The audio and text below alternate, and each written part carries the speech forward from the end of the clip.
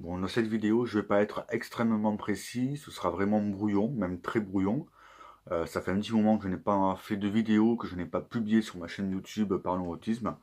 Mais je voulais vraiment faire une nouvelle vidéo parce que il y a eu une nouveauté en fait dans ma vie personnelle, voilà. Bon, je ne parlerai pas vraiment de manière très intime et j'irai pas vraiment profondément dans l'intimité. Cependant, j'ai repéré beaucoup de caractéristiques et beaucoup de points qui concerne les personnes Asperger, les personnes qui ont un trouble de TSA, ou plutôt des traits autistiques, on va parler plutôt comme ça, c'est quelque chose de très positif, c'est loin d'être quelque chose de négatif, on va éviter de diaboliser le terme, parce que malheureusement, beaucoup de personnes le font déjà, même les médias le font énormément, donc on va essayer d'alléger un petit peu tout ça, et mettre de côté tout ce qui est symptomatologique, pardon, je suis un peu fatigué. Donc je voulais parler dans cette vidéo un petit peu des troubles émotionnels, des burn-out, des crises autistiques et aussi tout ce qui est effondrement émotionnel, voilà. Donc c'est un petit peu les meltdowns en fait, on va dire ça comme ça, les crises de panique, les crises d'angoisse, les accès de colère, voilà. On va parler un petit peu de ça. Donc par contre c'est très compliqué parce que je suis quelqu'un qui a quand même beaucoup de mal à mettre des mots sur les mots, à exprimer clairement et avec précision, et avec exactitude tout ce qui est d'ordre émotionnel. Donc ça va être un énorme exercice et un bon exercice pour moi je pense. Surtout sans avoir préparé au préalablement euh, cette vidéo. Voilà, je n'ai pas de notes, je n'ai rien noté, je n'ai pas de thème en particulier, je n'ai pas de, voilà, j'ai pas de notes à côté de moi pour pouvoir vraiment avancer le sujet. Donc ça va me permettre justement de m'exercer et d'être un petit peu, euh, être plus dans une réflexion sur l'instant, voilà. Me pousser à réfléchir, à être dans une réflexion intellectuelle qui concerne l'émotionnel sur l'instant, sur le fait en fait. Voilà. Par contre, vu que je fais cette vidéo, c'est dans la raison de cette vidéo en fait, c'est parce que j'ai eu un grand épisode en fait particulier que je pense que beaucoup de personnes Asperger vivent assez souvent. Voilà, ce ne sont pas des périodes isolées, rares chez une personne autiste, une personne Asperger. Donc j'ai un verre d'eau à côté de moi pour m'hydrater parce que j'ai un fort besoin de m'hydrater en ce moment.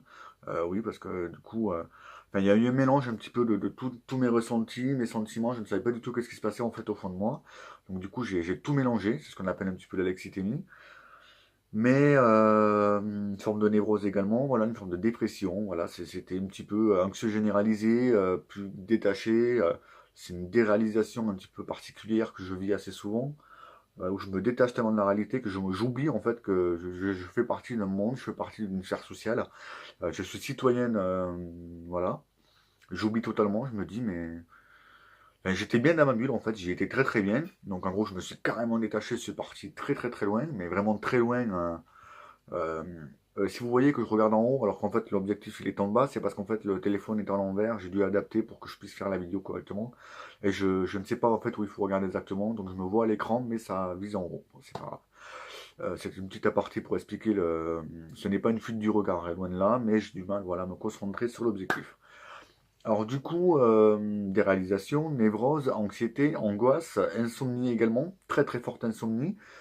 Sur une période d'un mois, j'ai dû faire à peu près une bonne vingtaine de nuits blanches. Ce n'est pas rien, c'est énorme. C'est énorme. Et les nuits que j'ai pu avoir, en fait, le peu de sommeil que j'ai pu avoir et obtenir, hein, on va dire, par la sainteté et par, si Dieu le veut, comme on dit, parce que je n'ai pas vraiment réussi à dormir, ben, j'ai réussi à dormir à peu près un quota par nuit, à peu près 2 3 heures de sommeil. Voilà. Après, je n'ai jamais été vraiment en cycle paradoxal et tout ça, pas de rêve, pas de cauchemar, rien du tout.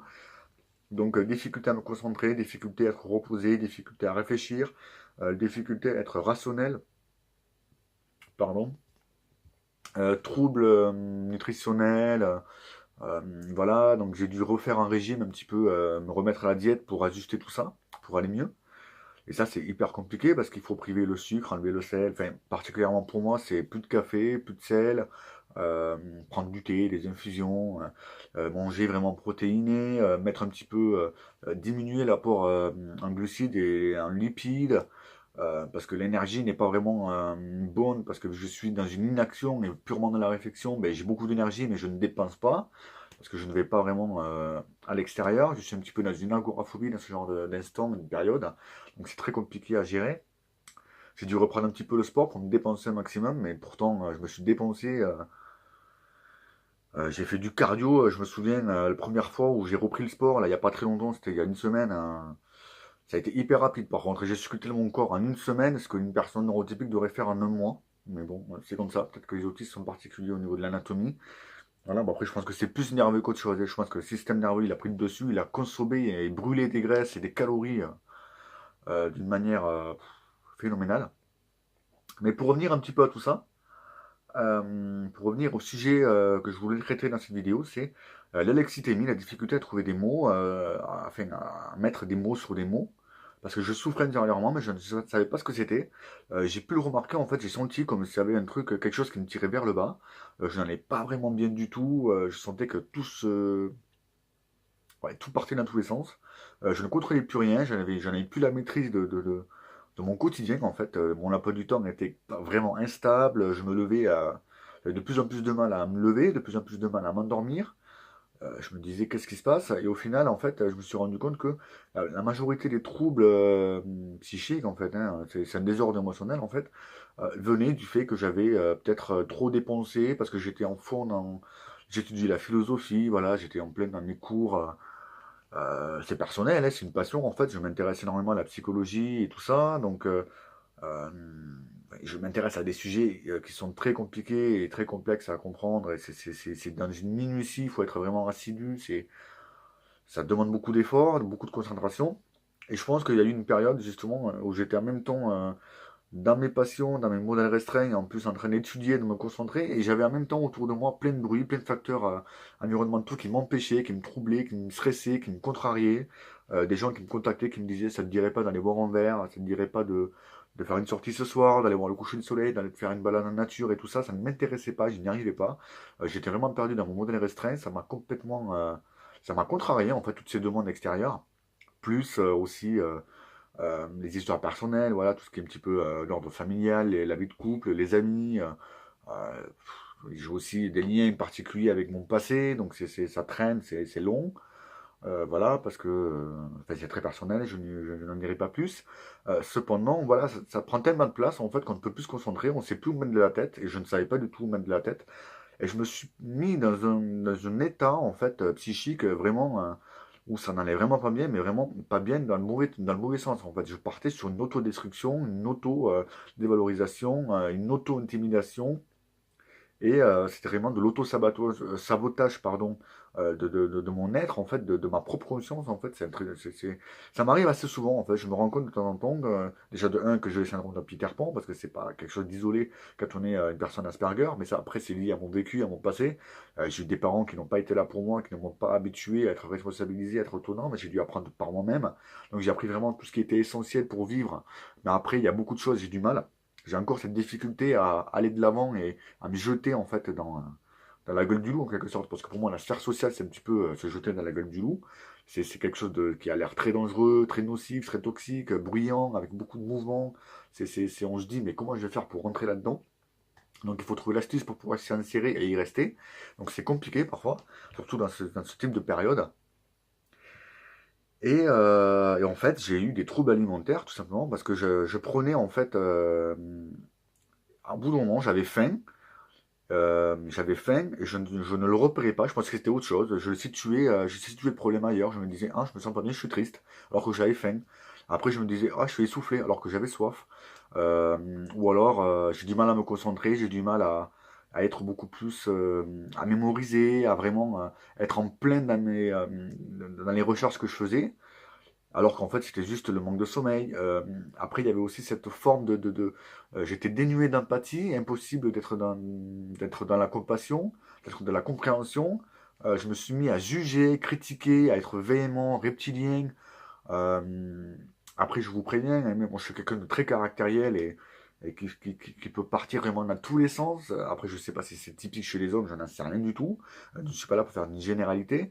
Je pense que autant les femmes que les hommes, après, même s'il y a une forme de sensibilité plus à fleur de peau chez les femmes, moi j'ai un parcours autistique quand même qui s'aligne à celui d'une femme en fait. Il est plus au féminin, donc je pense que je peux pas vraiment, voilà. Surtout qu'en plus je suis en même temps féminin et masculin dans ma manière d'être, d'agir et tous les jours. Je suis quotidiennement en fait non genré, en fait je suis en même temps homme comme femme. Même au niveau de ma sexualité, voilà, j'ai toujours été attiré par l'un ou par l'autre, je n'ai pas de préférence. Je suis comme ça. En fait, je n'arrivais pas à situer le problème. C'est un truc de fou quand on est une personne Asperger de ne pas réussir à savoir d'où vient le problème. Et dans mon histoire de couple, dans ma vie de couple, en fait, c'est devenu chaotique. Mais vraiment, c'est parti très très loin, avec des clashs violents, de la violence, euh, de la véhémence, vraiment. C'était vraiment, j'avais des propos qui étaient blessants, des propos qui étaient honteux. Je ne mérite, la personne enfin les personnes, parce que ce n'est pas juste dans le couple, mais les personnes que je jugeais, que je critiquais et tout ça, elles ne méritaient pas du tout ça. Mais c'est affolant. Je me rends compte à chaque fois que lorsqu'on est Asperger et qu'on est dans ce genre de situation où on est nous-mêmes dans une souffrance, où on est dans une forme de détresse, on ne sait pas comment en fait extérioriser, on ne sait pas qu'est-ce qui se passe au fond de nous, ça tourne, ça tourne, ça tourne, c'est un cyclone. En fait, on est comme une feuille d'automne qui est tombée d'un arbre et qui s'envole légèrement, mais qui a été pris dans la paupière d'un cyclone, en fait, et qui tourne, et qui tourne, et qui tourne, et elle ne sait pas du tout où elle va aller. Elle sait qu'elle est partie, mais elle ne sait pas où est-ce qu'elle va atterrir, en fait, c'est un peu ça. Et on se dit, mais à l'intérieur de nous, c'est aidez-moi, aidez-moi, faites en sorte que ça puisse passer, que je puisse vraiment guérir, être apaisé, que ça aille mieux.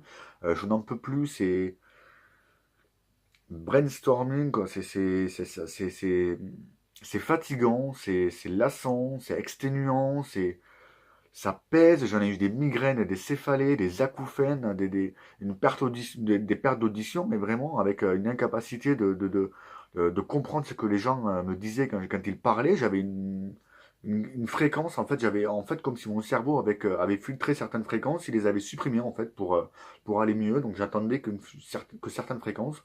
Donc j'étais à peu près sur les ouais, ça démarrait à 1005 kHz jusqu'à 15 000 kHz, mais en dessous, il n'y avait rien, et après ça reprenait, en fait, il y avait un grand vide entre les deux, et ça revenait, en fait, sur entre 70 et 10 Hz, quoi. C'était vraiment les infrabasses avec presque les infrasons, et tout ce qui était entre les deux, je ne l'entendais plus. C'était juste, voilà, mes oreilles ont fait le tri. Et c'est affolant de savoir ce que le cerveau peut faire, ce que le corps peut faire pour supporter les agressions sensorielles extérieures qu'il ne peut pas filtrer. Et justement, si jamais vous pouvez commenter cette vidéo, me dire quelles sont vos expériences, est-ce que vous avez déjà vécu ça, qu'est-ce que vous en pensez, est-ce que vous avez des solutions ou quoi que ce soit. Voilà, c'est vraiment pour partager les choses, hein. Je ne suis pas là pour dire il y a des solutions. Je sais qu'il y a des solutions, il y a plein d'astuces, plein de techniques, mais déjà de un, il faut être face à des personnes qui sont capables de comprendre, qui ne vont pas nous juger, qui vont voir qu'est-ce qui se passe, qu'est-ce qui se cache en fait derrière toute cette apparence agressive et violente qui peut exister chez une personne Asperger et qui vont vraiment savoir et se dire oula, elle est dans une période où elle est dans une hyposensibilité, mais en même temps elle est confrontée à une forme d'extrême. Voilà, j'étais en ébullition en fait. Il fallait absolument. Ouais, j'avais besoin de contact physique en fait pour me rassurer, besoin d'être pris et d'être serré fort en fait dans les bras de quelqu'un pour qu'elle puisse me rassurer, me dire tout va bien, t'inquiète pas, c'est au fond de toi, ça va sortir, ça va se stabiliser, c'est juste une période, c'est juste un instant.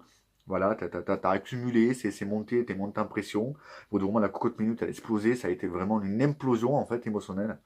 Et, euh, et voilà, donc c'était juste pour parler de ça dans cette vidéo, et c'est un truc juste pour vous dire que parfois pour un Asperger, c'est insupportable de vivre ça, et c'est assez récurrent malheureusement, enfin pour moi personnellement c'est assez récurrent, ça m'arrive à peu près une fois par mois, et ça peut durer une fois par mois dans le sens où ça peut durer 3 4 jours, mais parfois ça peut durer tout le mois, des fois ça peut durer toute une année, ça m'est déjà arrivé d'avoir une année, d'ailleurs j'ai même pris professionnellement des années sabbatiques. J'en ai pris 2 dans ma vie, mais 2 années sabbatiques pour récupérer de certaines années où j'ai été en burn-out toute l'année, quoi. C'était hallucinant. Bon, j'ai commencé dans le bâtiment, et forcément, la dépense d'énergie, plus la réflexion, incapacité à dormir, ben, ça fait trop de dépenses et pas assez de. Je pouvais pas récupérer, donc au bout d'un moment, mon corps a lâché. Voilà. Et voilà, moi maintenant que je me connais un petit peu plus, et j'essaie de connaître mes caractéristiques et tout ce qui est j'arrive pas à prononcer le mot, mais tout ce qui est, en gros, tout ce qui est trouble de la psyché, voilà, tout ce qui peut paraître un petit peu schizophrénique, hein, mais toutes mes difficultés, maintenant, j'arrive à en voir plein, et c'est désastreux d'en découvrir autant, en fait. Parce que j'ai eu une période dans ma vie, justement, où je n'étais pas conscient de mon syndrome d'Asperger et tout se passait bien. Et maintenant que j'en suis conscient, j'ai l'impression que je galère un petit peu plus et que j'ai encore plus de mal. Parce que j'ai cette envie de comprendre, de pouvoir vouloir maîtriser. Alors en fait, il faut surtout lâcher prise et laisser couler les émotions, en fait. Parce qu'on n'a pas j'ai l'impression qu'on n'a pas, en fait, cette capacité à vraiment discerner ce qui se passe au fond de nous et on fait de la surinterprétation, de la mauvaise interprétation. Il y a de l'incompréhension, il y a plein de choses comme ça, et je pense qu'il faut une aide extérieure, il faut un accompagnement, il faut des personnes qui soient à l'écoute, qui puissent vraiment nous aider et nous épauler, qui puissent nous rassurer surtout. Et voilà, donc c'était juste pour dire ça. Donc c'était très personnel, c'était vraiment un témoignage. J'avais besoin de le dire, j'avais besoin de me décharger, de vous le partager. Parce que ce serait bien que les gens le sachent. Voilà, faut plus avoir peur de le dire. Il ne faut pas s'en cacher, au contraire. Ce n'est pas une maladie, ça arrive à tout le monde, sauf que nous, ça se voit un petit peu plus, c'est beaucoup plus visible. Je pense que même chez le neurotypique, il y a des phases névrotiques, hein, des phases dépressives. Ça existe pour tout le monde, malgré, ben, voilà, même si c'est pour certains, c'est plus restreint, ça dure moins longtemps, et ça peut être guéri plus facilement, et ça peut être mieux interprété. Mais chez les Asperger, c'est vrai, faut pas se leurrer, faut pas se cacher. C'est un peu plus courant, c'est beaucoup plus récurrent, c'est tout le temps. Voilà, on a ça à vie. Et il faut savoir faire avec, mais il y a plein de techniques, plein de choses qui peuvent nous permettre de mieux le vivre. Et ce serait bien de le mettre en avant, de partager les outils, de partager les astuces. Voilà, donc je pense que je ferai une autre vidéo avec beaucoup plus de précision, avec des termes vraiment adéquats à la situation, pour parler vraiment de ce phénomène-là qui est le trouble émotionnel, oui, le trouble émotionnel sentimental chez l'Asperger, fameux circuit limbique qui est un petit peu désorienté et déboussolé, qui ne sait plus où mettre de la tête, il n'est plus rationnel. Donc parfois, il suffit d'être un cartésien désabusé pour que ça aille mieux. Mais voilà, bref. Ce sera tout pour cette vidéo. Je vous dis à très bientôt parce que cette vidéo elle dure déjà un petit moment. Donc ciao.